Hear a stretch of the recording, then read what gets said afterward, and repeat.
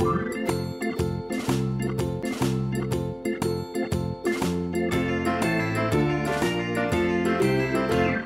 Friends, welcome to Aruna's classic.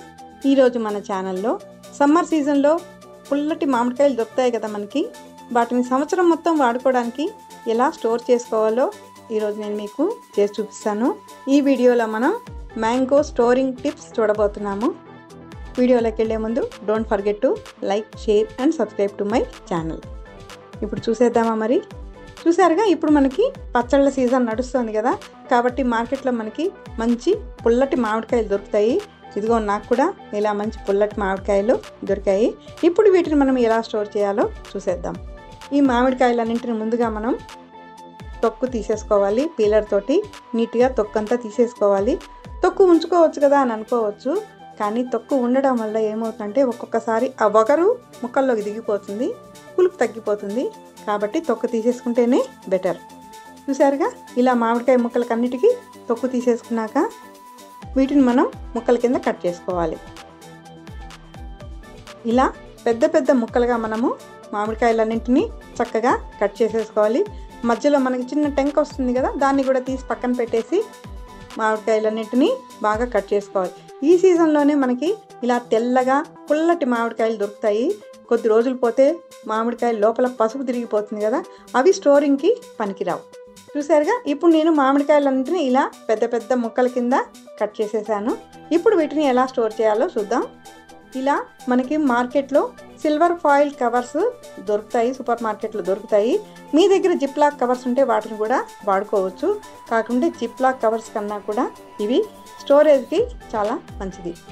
ఇప్పుడు ఈ silver foil కవర్లో ముక్కలన్నింటినీ మనము జాగ్రత్తగా అందులో వేసుకొని ప్యాక్ చేసుకోవాలి. ఇలా నేను వీడియోలో చూపించిన విధంగా ప్యాక్ చేసుకోండి.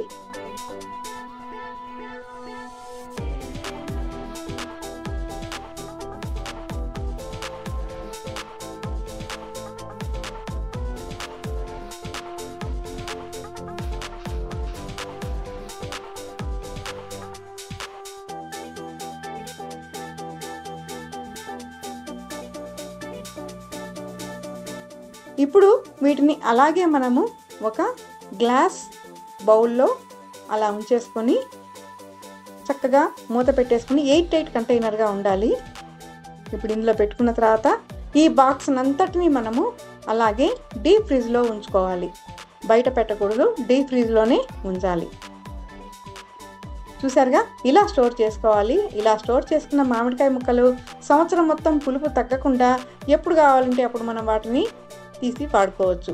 అయితే ఇక్కడ ఒకటి గుర్తుపెట్టుకోవాలి, మనం ఏదైనా పప్పు అలాంటివి చేసుకోవాలన్నప్పుడు ఒక అరగంట ముందు వాటిని బయట తీసి పెట్టుకుంటే మామిడికాయ ముక్కలకి ఉండేటువంటి ఐస్ అనేది ఉంటుంది కదా, అది పోతుంది.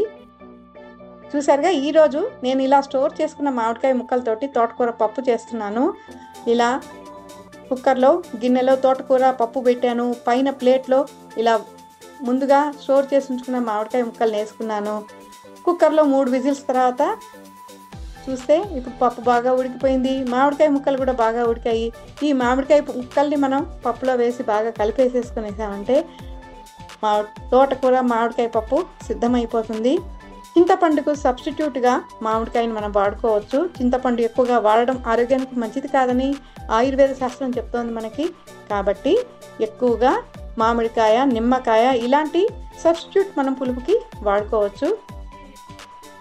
చూసారుగా, ఇలాగ మామిడికాయల్ని మనం దొరికే టైంలో సమ్మర్ సీజన్లో ఇలా కట్ చేసి స్టోర్ చేసుకుంటున్నట్టయితే సంవత్సరం మొత్తం మనం చక్కగా మామిడికాయల్ని ఎంజాయ్ చేయొచ్చు. సో ఈ వీడియో మీకు నచ్చినట్లయితే లైక్ చేయండి, షేర్ చేయండి, సబ్స్క్రైబ్ చేయండి. మరో మంచి వీడియోతోటి త్వరలో మీ ముందుంటాను. Thanks for watching.